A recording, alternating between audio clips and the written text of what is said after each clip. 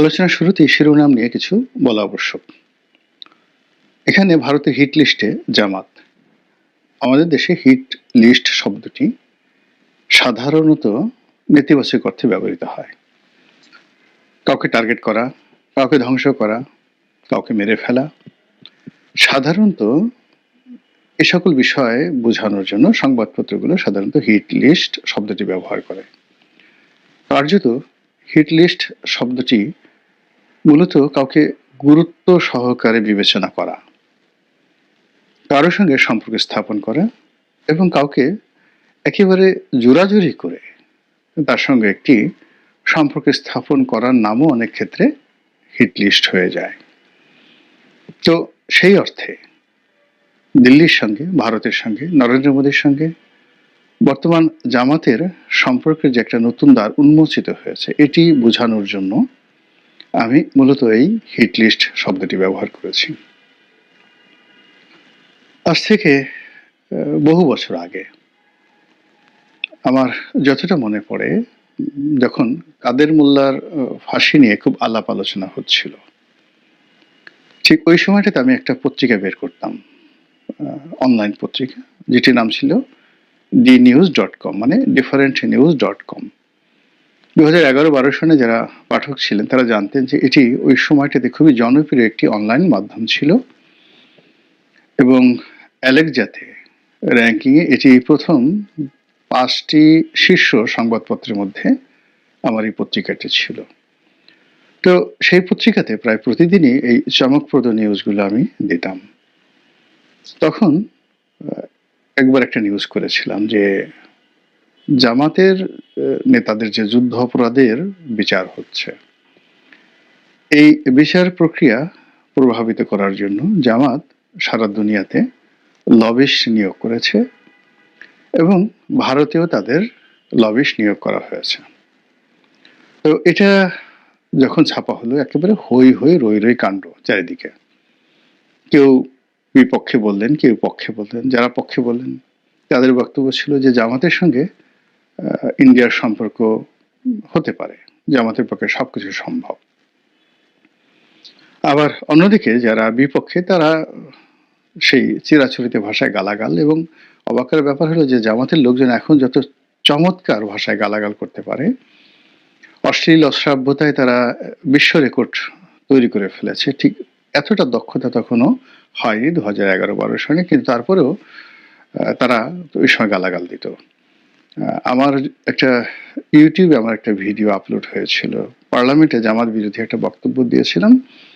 সেই বক্তব্যটার কমেন্টে গিয়ে আপনি দেখতে পারবেন যে ওই সময়টিতে জামাতরা কিভাবে গালাগাল করত। একদিকে তাদের বা আমি যে সময়টাতে ফাঁসি তখনও হয়নি, জামাতের বিচার প্রক্রিয়া শুরু হয়নি, পার্লামেন্টে আমার প্রথম বক্তব্যর মধ্যেই 2009 বা 10 সনের প্রথম দিকে আমি ভাষণটা দিয়েছিলাম। কিন্তু আজকের জামাতের যে গালাগাল বা যা কিছু, ওটা 2009-10 সনে কেমন ছিল তখন ওই ভিডিওটা দেখলেই আপনারা বুঝতে পারবেন। তো যেটা বলছিলাম যে জামাত ভারতের সাথে সম্পর্ক স্থাপন করার জন্য লবিস্ট নিয়োগ করেছে। তো এই ঘটনা পরবর্তীতে যখন 2015 বা 16 সনে জামাতের সঙ্গে ভারতের কি সম্পর্ক, কোন পর্যায়ের সম্পর্ক, সেটা চাক্ষুষ দেখার সুযোগ হয়েছিল। আমি শুধু এতটুকু বললাম। জামাত এই যুদ্ধাপরাধীদের যে বিচার, সেই বিচার প্রক্রিয়াতে ভারতের সহযোগিতার জন্য তাদের বড় বড় নেতাদেরকে এই যুদ্ধাপরাধের দায় থেকে মুক্ত করার জন্য করেনি এহেন চেষ্টা নেই। কিন্তু জিনিসগুলো কাঁচা হাতে তখন হ্যান্ডেল হয়েছে। আমেরিকাতে যারা বিনিয়োগ করেছে বা ভারতে যে সমস্ত কর্তাদের সাথে জামাতের যে সকল স্তরের নেতারা দেখা সাক্ষাৎ করেছে, সেখানে পারস্পরিক যে হ্যান্ডেলিংটা ভালো মতো হয়নি। আমি এরকম একটা দুটো ঘটনা জানি যেখানে ভালো মতো হ্যান্ডেলিং হলে পরিস্থিতি ভিন্নতর হতে পারত। এনিওয়ে, তো এখন যেটা বললাম যে জামাতের রাজনীতির বাংলাদেশে প্রথম থেকেই মূলধন হলো ভারত বিরোধিতা। তো সেই ভারত বিরোধিতা করে তারা রাজনীতি করে আসছে। কিন্তু আমাদের দেশের রাজনীতির দুটো প্রকৃতি রয়েছে। আপনি যদি রাজপথে লড়াই করতে চান, সংগ্রাম করতে চান, আন্দোলন করতে চান, তাহলে জনপ্রিয়তা পাওয়ার জন্য ভারত বিরোধী বক্তব্য একেবারে মুড়ি মুরকির মতো আপনি খাওয়াতে পারবেন লোকজনকে। তারপর আমেরিকার বিরুদ্ধে আপনি বক্তব্য দিয়ে, সাম্রাজ্যবাদী বিরুদ্ধে বক্তব্য দিয়ে আপনি মাঠ গরম করতে পারবেন। কিন্তু যেই মুহূর্তে আপনি ক্ষমতায় যাবেন, বা আপনি যদি সত্যিকার অর্থে ক্ষমতায় যেতে চান, যে কোনো মূল্যে আপনাকে ভারতের সঙ্গে এবং আমেরিকার সঙ্গে সম্পর্ক রক্ষা করতে হবে। 50-এর দশক থেকে, মানে দ্বিতীয় বিশ্বযুদ্ধের পরে যখন লিগ অফ নেশন বন্ধ হয়ে আবার জাতিসংঘ প্রতিষ্ঠিত হলো, তখন থেকেই পাকিস্তানের জন্য এবং পূর্ববঙ্গের জন্য আমেরিকা অপরিহার্য হয়ে পড়ল। একই সঙ্গে ভারতের সঙ্গে বিরোধিতা অপরিহার্য হয়ে পড়ল বটে, কিন্তু 1971 সনের মুক্তিযুদ্ধের পর ভারতের সঙ্গে সম্পর্কটা আমাদের জন্য অনিবার্য হয়ে পড়েছে। বঙ্গবন্ধুর মৃত্যু, ভারতের সাথে সম্পর্ক স্থাপন করতে না পারার ব্যর্থতা। 1996 থেকে 2001 সনে শেখ হাসিনার ট্রিমেন্ডাস কর্মকাণ্ড, ভালো, অসাধারণ ভালো কর্মকাণ্ডের পরেও তিনি ভারতের অসহযোগিতায় ক্ষমতা আসতে পারেননি, এটা তিনি পার্লামেন্টে দাঁড়িয়ে বলেছেন। তারপর সেন্ট মার্টিন আমেরিকা চাচ্ছে বাংলাদেশের কাছে, এটা বাংলাদেশ দিতে পারেনি বা শেখ হাসিনা দিতে পারেনি, এজন্য তাকে চলে যেতে হয়েছে বা চলে যেতে হবে। এবং তিনি সেটা ডিক্লেয়ার করেছিলেন যে আমি বঙ্গবন্ধুর কন্যা, আমার ক্ষমতা দরকার নেই, কিন্তু আমি দেশ বিক্রি করে ক্ষমতায় আসতেও পারবো না, থাকতেও পারবো না, যেতেও পারবো না, যা হয় হবে। তো এখন এই যে গত 10 মাসের যে বাস্তবতা, তার আগে আরো 7 মাসের বাস্তবতা, অর্থাৎ আগস্ট মাস থেকে আজ অবধি প্রায় 17 মাস হয়ে গেল। এই 17 মাসের যে রাজনীতি, এখানে আওয়ামী লীগ খুব ভালো করে বুঝে গেছে যে তাদের কি ভুলগুলো হয়েছিল। বিএনপি ঘুরে দাঁড়ানোর চেষ্টা করছে, জামাত ঘুরে দাঁড়ানোর চেষ্টা করছে, আর বর্তমান সরকার তারা হাড়ে হাড়ে অনুভব করছে যে ব্যর্থতাটা কোন পর্যায়ে পৌঁছে গেছে এবং এখান থেকে আসলে ঘুরে দাঁড়ানো সম্ভব কিনা সেটা নিয়েও তারা গবেষণা করছে। তো সেই অবস্থাতে রাজনৈতিক দলগুলোর একটা ভিন্ন ভিন্ন কৌশল থাকে। জামাতও সেই কৌশল অবলম্বন করছে। তাদের সঙ্গে পাকিস্তানের ঐতিহাসিক সম্পর্ক, তুরস্কের সঙ্গে কৌশলগত সম্পর্ক, সৌদি আরবের সঙ্গে কৌশলগত সম্পর্ক, এই সম্পর্কটি হয়তো অর্থনৈতিকভাবে কিংবা তাদের যে নীতিগত যে সকল সিদ্ধান্ত রয়েছে বা তাদের যাকে বলা হয় অ্যামিউজমেন্ট, সেই পলিটিক্যাল অ্যামিউজমেন্ট, রাজনীতির যে বিনোদন, সেই বিনোদনের জন্য এ সকল রাষ্ট্রের সাথে সম্পর্ক হয়তো কাজে লাগবে।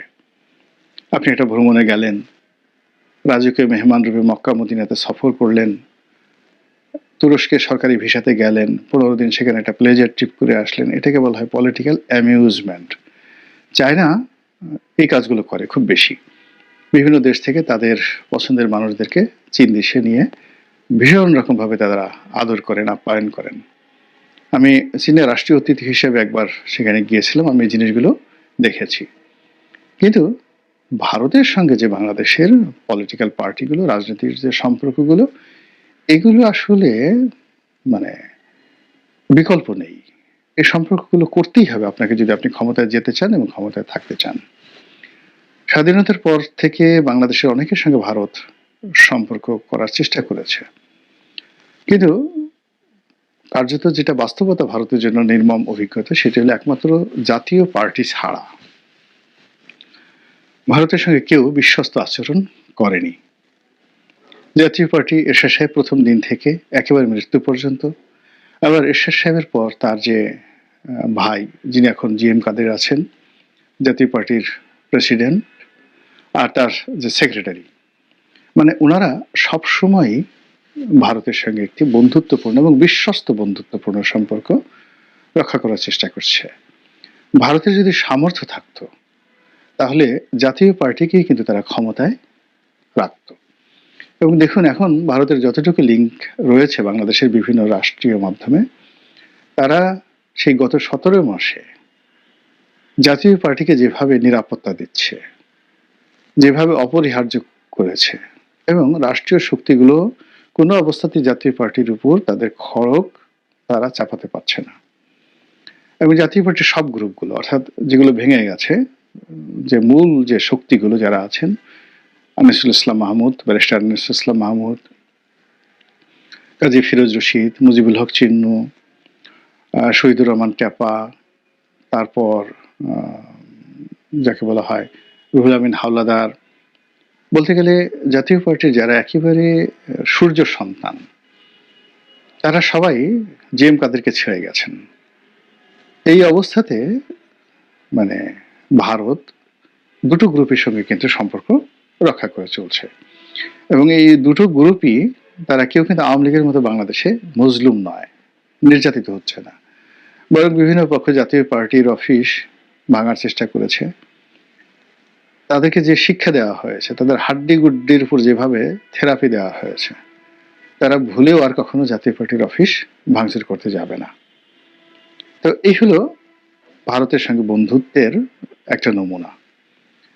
সেই দিক থেকে তারা বিএনপিকে চেষ্টা করেছে, আওয়ামী লীগকে চেষ্টা করেছে, এবং এই বড় দলগুলো সবসময় মানে যখন প্রয়োজন তখন ভারতের সঙ্গে একেবারে দহরম মরম সম্পর্ক স্থাপন করেছে, আর যখন প্রয়োজন নয় তখন তারা ভারতকে জাস্ট বুড়ো আঙুল দেখানোর চেষ্টা করেছে। তো সেই অতীত অভিজ্ঞতার কারণে ভারত মনে করছে যে আগামীতে যদি ইসলামী দলগুলো, তার মধ্যে বিশেষ করে জামাত ইসলামের সঙ্গে তাদের একটা সম্পর্ক স্থাপিত হয়, এবং জামাত যেহেতু একটা রেজিমেন্টাল ফোর্স, সংগঠিত একটি রাজনৈতিক শক্তি, আর অন্যদিকে ভারতে এখন যারা রাষ্ট্র ক্ষমতা রয়েছে বিজেপি, তারাও কিন্তু